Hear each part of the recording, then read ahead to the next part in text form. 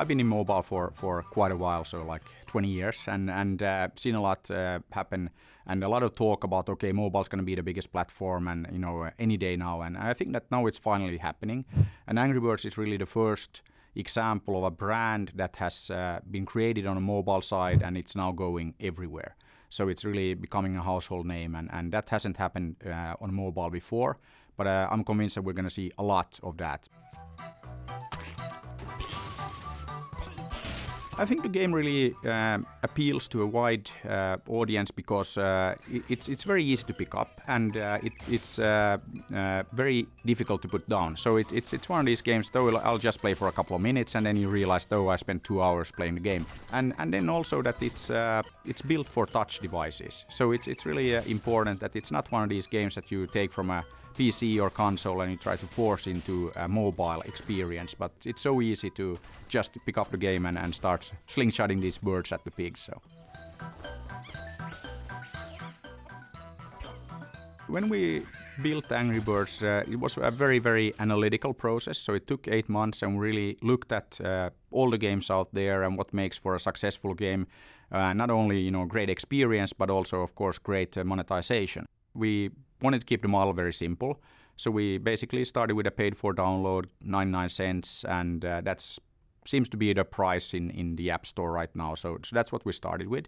And one thing that we're doing now, if you look at, we just launched the Android one, and that's 2 weeks ago, and we're just hit 5 million downloads, so we're extremely happy with that. So there's clearly huge demand for good games on the Android side.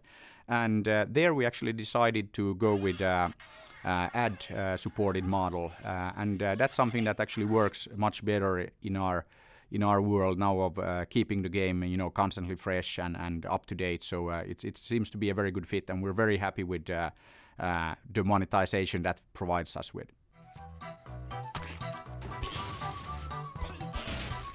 We didn't treat this as kind of just a disposable app that, okay, you throw it out there and then, like some people download it and you forget about it. But we actually focus on retention. So we really want to build the audience and keep the audience.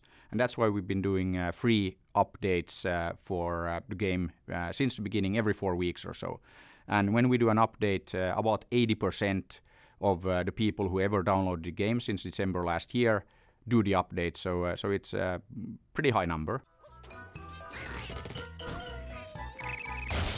For us, we like to keep our metrics very, very, very simple, and we've only been focusing on the number of downloads and retention. But that's something that number of downloads, of course, it's one thing. But if you get like millions of downloads, but people then throw away the game and they don't kind of keep playing it, then you're actually really losing out on kind of like the long-term opportunities. So one thing that we really been starting to look at now is the engagement. And if you look at take the iPhone version alone, there's 65 million minutes of playtime every single day. So there's a lot of time spent with our game, with the brand, and that compares very favorable with primetime TV, for example. So what that probably means is that a lot of the ad spending will start shifting towards this, and we're of course very excited about that.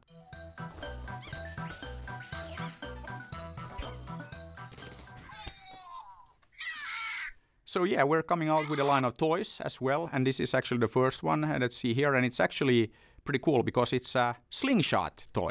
So you can actually, it makes the same noise as in the game, but you can actually shoot it like that. So that's something that you can now pre-order online. So there's a site called ToyWiz where you can find this, and you can also see ads for this in the game pretty soon. In the end, it's just a business as anything else. So you should look at building great products, building great games, and then really, really think hard about the marketing, the branding, because I think that's really key, especially now if you look at the app stores.